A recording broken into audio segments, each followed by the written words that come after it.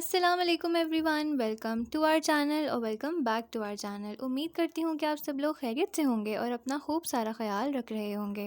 अगर आपने आज तक बनाना ब्रेड ट्राई नहीं की है तो ये आसान और मज़ेदार रेसिपी आपके लिए है। अगर आप बेकिंग के यूज़ टू नहीं भी हैं तो ये रेसिपी आपके लिए बहुत ईजी होने वाली है। वीडियो को एंड तक ज़रूर देखिएगा। सबसे पहले पैन को प्री हीट करने के लिए इसमें नमक शामिल करेंगे और इसमें स्टैंड को रखकर इसको कम से कम 15 से 20 मिनट के लिए कवर करके प्री हीट कर लेंगे। बनाना ब्रेड का बैटर बनाने के लिए हम यहाँ पर ले लेंगे 3 केले। इनको बहुत अच्छी तरह से मैश कर लेंगे और इनका पेस्ट बना लेंगे और फिर हम इसमें शामिल करेंगे 1 अंडा। उसके बाद हम इसमें डालेंगे आधा कप पिसी हुई चीनी।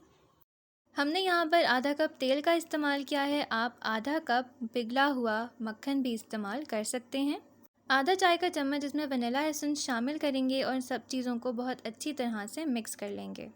इन सब चीज़ों को अच्छी तरह से मिक्स कर लेने के बाद अब हम इसमें शामिल करेंगे 1.5 कप मैदा, आधा चाय का चम्मच दालचीनी पाउडर, आधा चाय का चम्मच बेकिंग पाउडर, 1/4 चाय का चम्मच बेकिंग सोडा और 1/4 चाय का चम्मच नमक शामिल करेंगे। उसके बाद हम इसको बहुत अच्छी तरह से मिक्स कर लेंगे।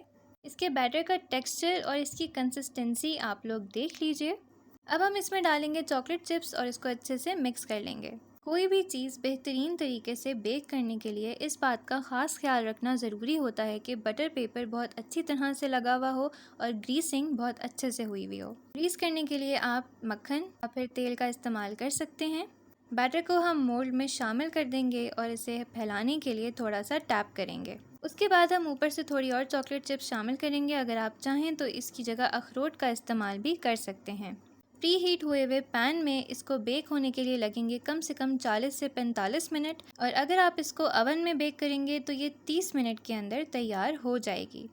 ब्रेड को पैन में शामिल कर देने के बाद इस बात का ख़ास ख्याल रखें कि स्टीम कहीं से बाहर ना आ रही हो।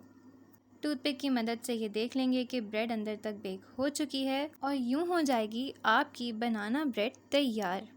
सच कहूँ तो मैं भी बनाना ब्रेड की फ़ैन नहीं थी, पर मामा की इस रेसिपी को ट्राई करने के बाद मुझे बनाना ब्रेड बहुत पसंद आई। आप इसको किसी भी टाइम एंजॉय कर सकते हैं, चाहे तो नाश्ते में खा लें, चाहे तो शाम की चाय के साथ एंजॉय करें या फिर मेहमानों को सर्व करें। उम्मीद करती हूँ कि आपको हमारी आज की ये रेसिपी बहुत पसंद आई होगी। ब्रेड बहुत ही सॉफ्ट, मज़ेदार और स्पंजी थी। वीडियो को लाइक करें, दोस्तों अहबाबों के साथ शेयर करें। मिलते हैं एक छोटी सी ब्रेक के बाद एक नई मज़ेदार और आसान रेसिपी के साथ। तब तक के लिए अपना खूब सारा ख्याल रखिए। हमें दीजिए इजाज़त। अल्लाह हाफ़िज़।